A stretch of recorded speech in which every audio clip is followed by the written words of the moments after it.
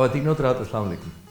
1965 کی جنگ کے دوران پاکستان کی سلامتی کے لیے یہ شرط ضروری تھا کہ پاک فضائیہ پوری جنگ کے دوران فضاؤں میں اپنی عملداری اور حکمرانی قائم رکھے تاکہ زمینی جنگ کے تمام آپریشنز اور پلانز صحیح طریقے پر پایہ تکمیل کو پا سکیں۔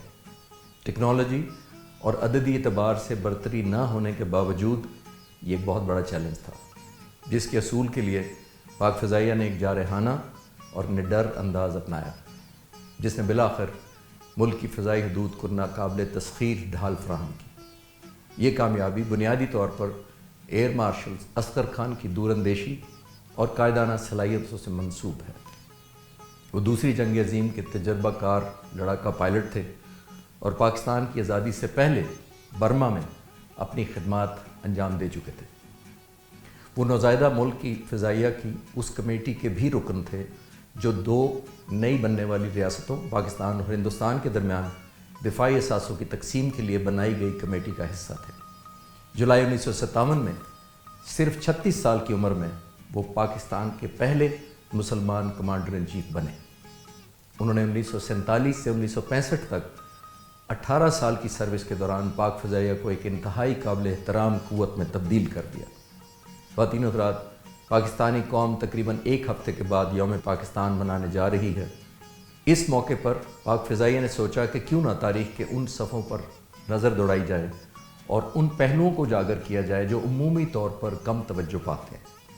یہ تو ہم سب جانتے ہیں کہ پاک فضائیہ 1965 کی جنگ شروع ہونے سے کچھ دن پہلے ہی انتہائی الرٹ کر دی گئی تھی۔ آنے والے چند دنوں میں ہم پاک فضائیہ کی چند جنگ شروع ہونے سے پہلے کی تیاری، دشمن سے جھڑپیں اور زمینی افواج کی مدد کے لیے پاک فضائیہ کے آپریشنز کا روزانہ کی بنیاد پر واقعات کا ذکر کریں گے۔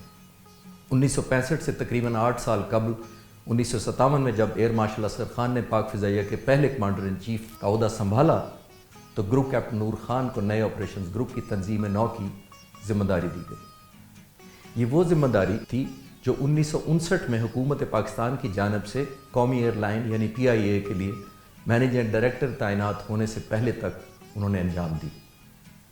1965 کے وسط میں پاک فضائیہ کے کمانڈر ان چیف کی طرف سے انہیں پاک فضائیہ میں واپسی کے احکامات ملے۔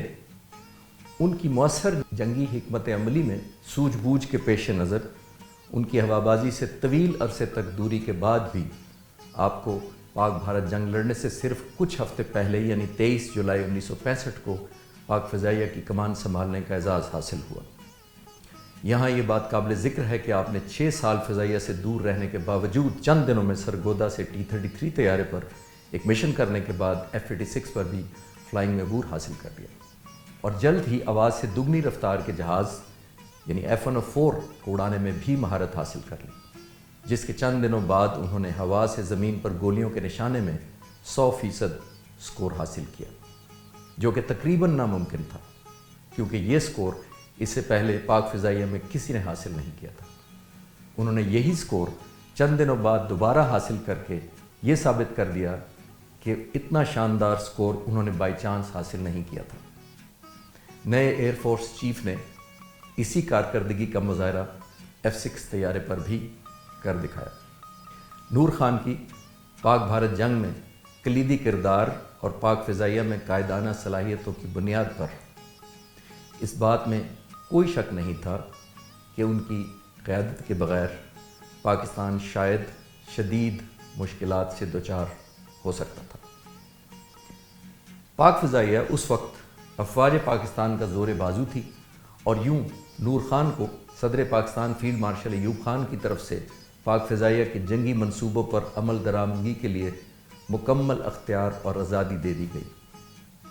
اگست 1965 کے اختتامی دنوں میں پاکستان اور بھارت کے درمیان تنازع کشمیر کی وجہ سے کشیدگی بڑھتی گئی، لیکن پاک فضائیہ نے یہ خطرہ بہت عرصہ پہلے بھانپ لیا تھا۔ اسی وجہ سے باہمی امدادی پروگرام کے ذریعے فراہم کردہ امریکی طیاروں سے لیس پاک فضائیہ اس وقت بہت مضبوط طاقت بن چکی تھی۔